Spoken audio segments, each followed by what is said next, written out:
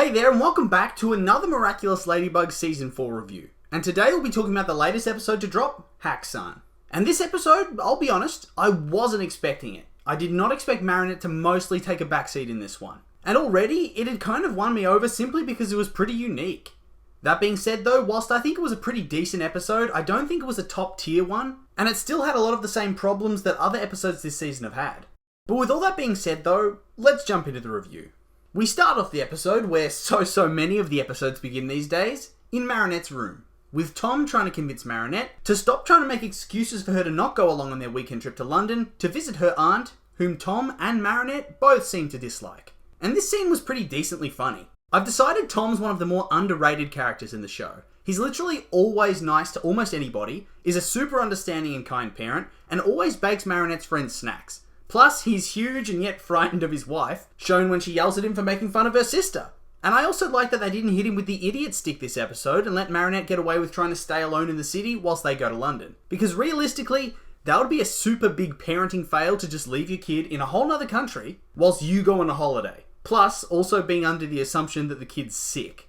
Yeah, that's a no from me, Marinette. I'm not sure how she ever thought that plan would even be successful. The same with throwing herself down the stairs.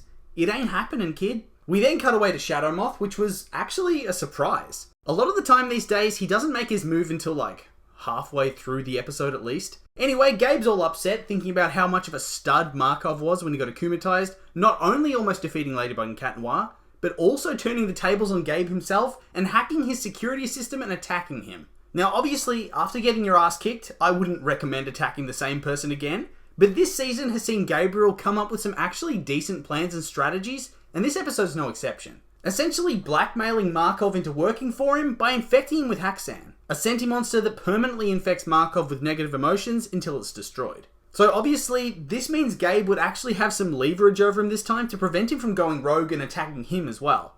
And I have to say, I'm actually impressed. You can tell that the writers have worked hard to create new scenarios and to improve Gabriel's characterization. And I think it's paying off. The episodes and the setups do feel quite fresh and unique these days, regardless of what you think of the rest of the writing. And also, side note, Dusu and Nuru plotting in the background was cute. Although, maybe don't say that stuff too loudly when you're right behind the dude you're trying to betray. Anyway, the scene moves on to find the gang all hanging out in the middle of Paris, with Julika playing her bass, Mark and Nathaniel working on their comic, Ivan and Milen sharing an ice cream, and Alex and Kim engaging in a game of one-upmanship, with Kim somehow thinking that he'd be able to do 1,000 push-ups before Alex does a lap. A lap of what? I don't know. But it doesn't matter, because all I know is there's no way this 15-year-old dude's doing 1,000 push-ups in a row. I just very much doubt that he can do it. I mean, no doubt the episode's going to try and feed me some BS of him doing it and then standing up and being just fine, but nah, doubt it. And all the while, Markov earns his PhD in multitasking. Dude's a beast, tracking Kim's push-ups, whooping some dude's ass in chess, and discussing scientific formulas and discoveries on video call. But what I need to know now is, how is Markov not an international celebrity? How is Max still in high school? It seems like somebody who can create a fully sentient robot capable of real emotion would be considered smart enough to rush through high school directly into university and then be given some lucrative contract with some robotics or programming company. Seriously, he built this thing in his workshop at home. It's the equivalent of Tony Stark building the Iron Man suit in a cave with a box of scraps. Max is a super genius. I need to see him get some credit for it. Jesus. Anyway, Alya gets a text from Marinette to meet her at the train station and rushes off to meet her, with Marinette telling her that she has to leave for London and that she needs Alya to take over as Ladybug until she gets back. And I saw some people unhappy with this, saying that she should just use the horse to portal back if she needs to, but that would be pretty inconvenient. It would require her to always be watching French news in a foreign country to try and make sure that she can attend to an attack immediately. And it would also be annoying to coordinate hiding from her parents. Not a lot of excuses would make sense when you're on holiday. It's not like she can just run out of the bakery and say, I'm off to see friends. And besides, I think it's actually such a cool concept to have somebody other than Marinette be the one in the driver's seat and be able to save the day. And it actually ties really nicely into Alya's hero arc this season. It just helps to keep everything fresh and helps this episode stand out from the pack. Maybe the execution of the storyline itself might have been a little bit sloppy at times, but overall, the idea is a very solid foundation to build on. Also, the scene with Alya on the bus with Tiki and Trix is pretty cute, with Trix getting jealous of being replaced by Tiki. And honestly, I can see where they're coming from. Tiki probably has the most users in history, and when Trix finally gets her own wielder, here comes Tiki to take their place. It would probably damage their confidence.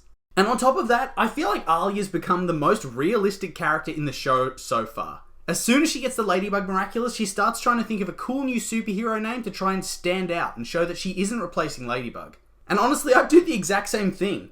Although she probably needs to work a bit harder on her attempts. Wonderbug, Superbug, Captain Bug, lame.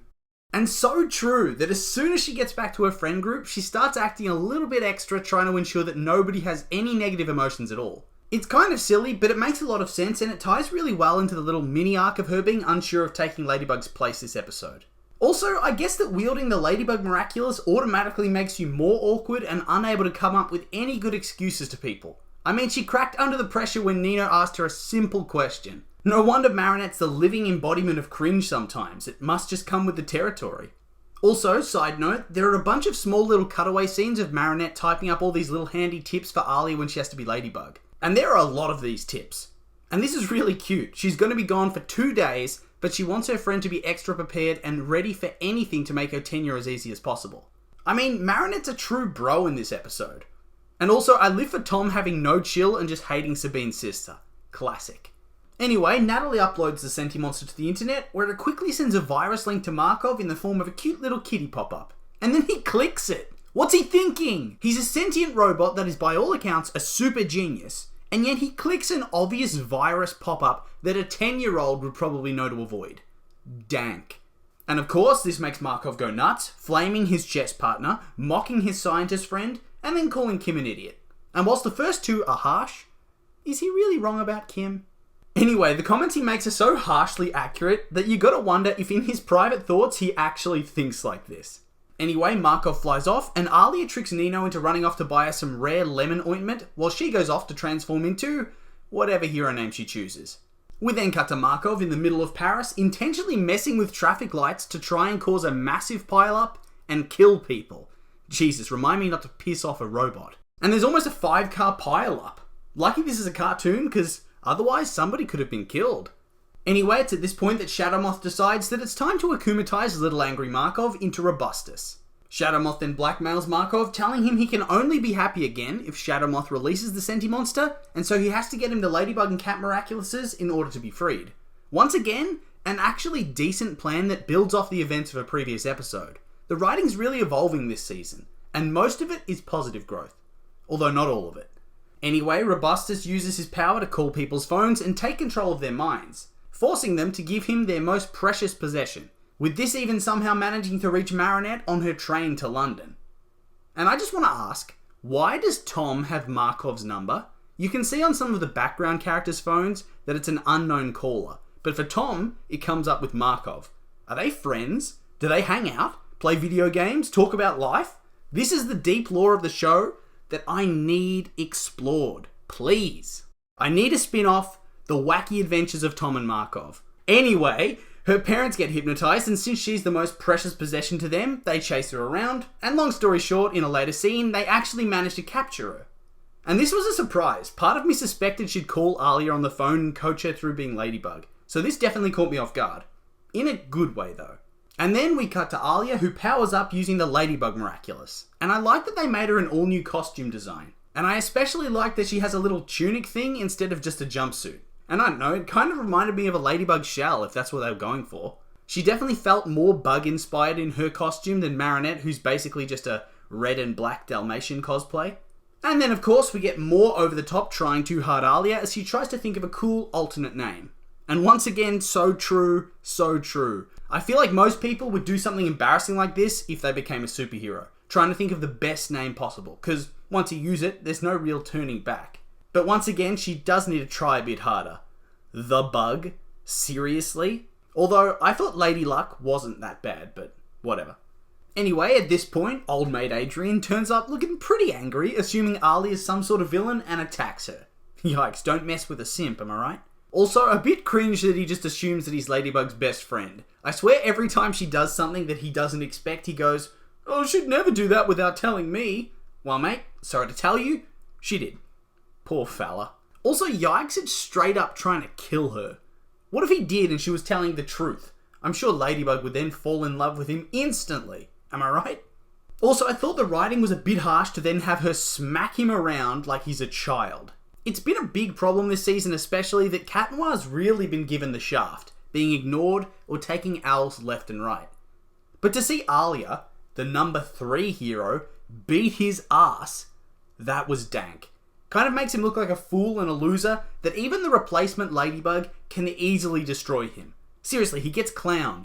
Also, I love that she was doing the poses to choose her new name Scarabella, and Cat Noir was just not having it. Because you just know if he wasn't so salty, he'd be there posing with her all excited. And side note as well, Adrian taking out all his angst on Alya was not a good look. Had a very nice guy vibe to me. Hope this doesn't turn into a bit of a trend. Moving on, Robustus directs his minions to try and capture Scarabella and Cat Noir and lures them into a trap by pretending to be in danger.